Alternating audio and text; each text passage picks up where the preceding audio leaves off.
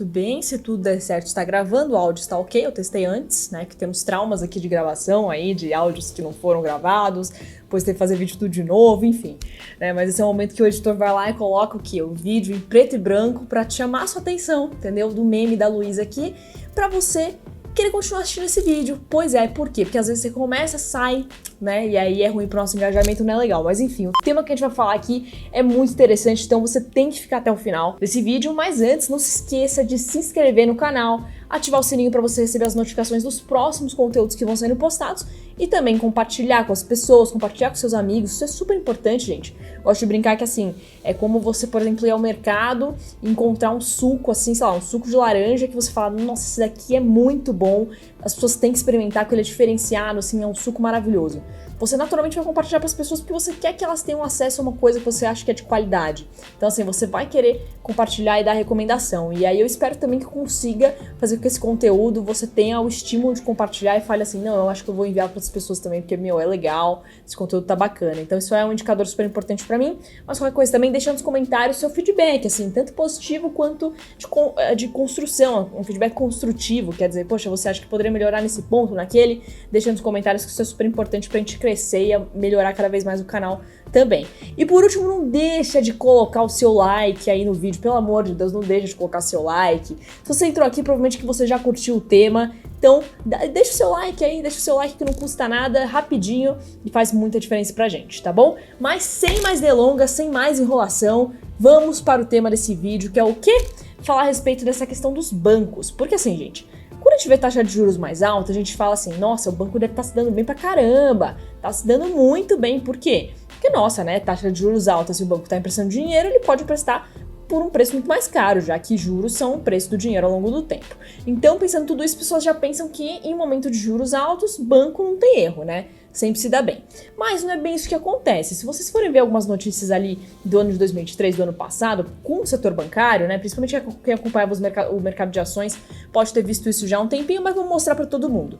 Você consegue facilmente encontrar notícias falando de resultados mais negativos, por exemplo, do Bradesco e do Santander, dois grandes bancos privados aqui do Brasil, que têm uma grande participação no mercado bancário brasileiro e que tiveram resultados mais negativos no ano passado. A gente percebe isso, né, Bradesco ali com uma receita mais ou menos, lucro mais ou menos, Santander nessa mesma linha, e aí vem aquela questão, poxa vida, o que está acontecendo, como assim, por quê? Porque afinal de contas, se a gente for olhar a nossa taxa básica de juros, que é a Selic, ano passado, em 2023, por muito tempo, até metade do ano ali, se manteve no patamar de 13,75% ao ano, quase 14%, patamar super alto, ainda continua no patamar alto, mas enfim, estava maior ainda, a partir de agosto que começou a cair, né, porque o Banco Central viu espaço para cortar a taxa devido à inflação que já se mostrava mais controlada, mas mesmo assim um patamar super alto. E como que você pode ver, às vezes, bancos se prejudicando de um cenário como esse? Então, o que aconteceu? Justamente esse é o parâmetro que eu quero apresentar aqui para vocês terem dimensão de que, poxa, nem sempre, só porque a taxa de juros está alta, o banco vai se dar super bem. A gente precisa entender isso aqui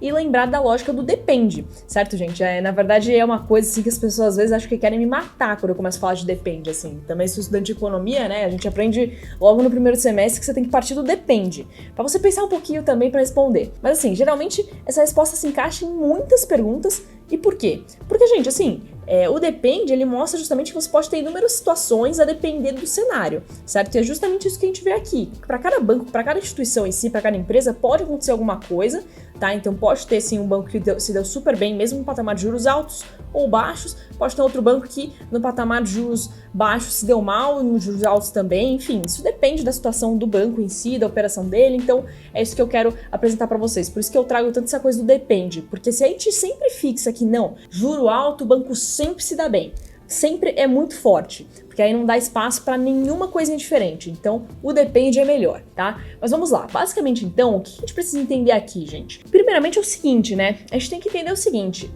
pensem comigo, se você tem ali o banco emprestando dinheiro para as pessoas, né, ele sempre tem algum risco, certo? Assim, a gente fala que risco de crédito é um risco binário, no sentido de que você pode receber ou não. Tem essas duas alternativas. Ou você vai receber o dinheiro, ou seja, se o banco prestou, ou ele recebe ou ele não recebe. Tem essas duas opções. Não tem o meio do caminho, né? Então, ou ele recebeu ou não recebeu, né? Então, é basicamente assim. E aí o que acontece? Existe esse risco justamente de inadimplência para os bancos, tá? Então, assim, o que é inadimplência? É basicamente você que pegou dinheiro emprestado com o banco não pagar ele, certo? E várias pessoas podem não fazer isso. isso é um risco que o banco corre, de estar emprestando dinheiro e nunca mais ver a cor dele. Então, esse é um risco aqui que a gente tem que considerar primeiramente, que fica maior se você tem uma situação de taxa de juros mais alta. Porque com a taxa de juros mais alta, a dívida da pessoa também fica mais cara, e por consequência fica mais difícil dela pagar, tá? E por consequência é mais fácil que ela não pague. E aí, mais difícil pro banco receber. Então tudo isso tem que ser levado em consideração, tá? Essa é uma coisa importante. Se a gente inclusive for ver no âmbito de 2023 principalmente, o tanto de recuperação judicial que a gente viu na questão das PJs, das empresas, gente, foi uma coisa assim estrondosa. Começou no início do ano de 2023 com o caso de Lojas Americanas, que foi uma bomba que estourou aí e pressionou muitos bancos que tinham emprestado dinheiro para Americanas, por exemplo, o Bradesco, o Santander, entre outros também, né? Mas tem banco que teve mais exposição do que outros. Eu posso até pedir para o editor colocar um gráfico na tela pra vocês verem essa comparação. E assim, realmente foi uma pressão muito grande que já começou logo no início de 2023. Isso pressiona o caixa das empresas, dos bancos, né? Pressiona os resultados financeiros deles. Imagina uma Americanas da vida não conseguir pagar sua dívida. Isso é muito pesado. E além do mais, a gente também viu outras empresas seguindo nessa sequência da recuperação judicial, indo pra justiça falar, gente, ó, a gente tá numa situação aqui que não dá, a gente não consegue mais seguir se financiando, se bancando, a gente vai precisar entrar na justiça para ver o que fazer e os recursos que a gente pode acionar. Então, assim, toda essa questão aí do pré-falência, porque recuperação judicial é uma pré-falência, isso impacta os bancos à medida que eles emprestam dinheiro para as empresas, né, gente? Então, assim, eu dei o exemplo primeiro das pessoas físicas, tipo, pessoas como, sei lá, eu e vocês, mas também para as empresas, né? Isso a gente tem que pensar que os bancos emprestam muito dinheiro para a empresa, se não consegue pagar, isso é muito ruim, tá? Então, esse é um ponto importante ressaltar, e que é claro que a taxa de juros alta faz toda a diferença nisso. A dívida da empresa também fica mais cara, é mais caro para a empresa pegar mais dinheiro emprestado, tá? Então, continuar rolando mais dívida para se financiar, então fica ainda pior, isso é bem difícil. Tá bom? Então esse é um primeiro ponto a se considerar. Então, gente, assim, esse ponto aqui, ele é super importante pra gente justamente compreender que o banco, ele não vai estar ganhando, assim, o tempo inteiro com taxa de juros mais alta. Tanto é que também a gente pode pensar numa outra situação, que é a seguinte: quando o banco ele vai captar dinheiro no mercado, certo? Assim, então o banco ele também pode pegar dinheiro emprestado, assim como você pega dinheiro emprestado com ele. Quando ele pega dinheiro emprestado, geralmente você vê ele emitindo uma coisa chamada CDB, que é o Certificado de Depósito Bancário.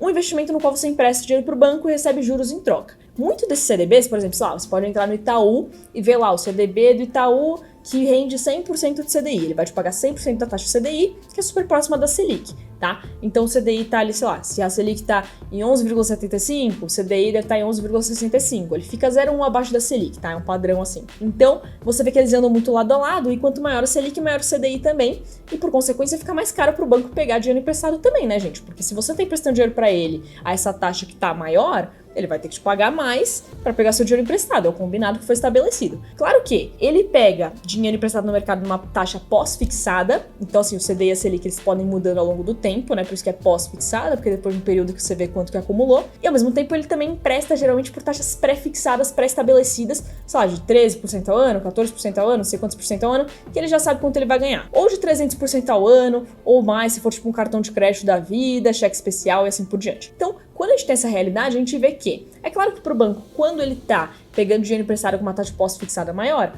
ainda assim é ruim para ele prefere pegar no menor patamar possível, porque ele pega no patamar baixinho e já fez com que a pessoa se comprometesse a pagar uma taxa alta para ele, porque é pré-fixada, para a pessoa que pegou o dinheiro emprestado dele. Então é mais vantajoso, né? Isso que a gente vai vendo ao longo do tempo agora, por exemplo, em 2024, com a taxa Selic caindo. Para o banco é melhor, porque ele vai ter mais margem, ou seja, caiu a taxa básica de juros ali que ele vai pagar para pegar os empréstimos dele muitas vezes. E por outro lado, o empréstimo que ele vai receber de juros ali por ter emprestado para pessoas físicas ou jurídicas, ele vai receber geralmente de forma pré-fixada, tá? Claro que depende, mas tem um padrão assim, tá? Então isso é importante da gente ressaltar também. E com isso, acho que eu consegui dar um panorama para vocês de mostrar por que o banco nem sempre vai se dar bem no patamar de juros mais altos. Então, basicamente isso que eu queria mostrar, mas é claro que assim, a gente teve por um lado o Bradesco e Santander se dando mal ali com essa questão de taxa de juros maior, mas por outro lado também, se a gente for olhar para Itaú e Banco do Brasil, que são outros bancos fortíssimos aí, a gente percebe sim que tem ali um destaque muito expressivo. Então o Banco do Brasil, de fato, ali que tem muito crédito relacionado ao agronegócio, empresta muito dinheiro pro setor do agro,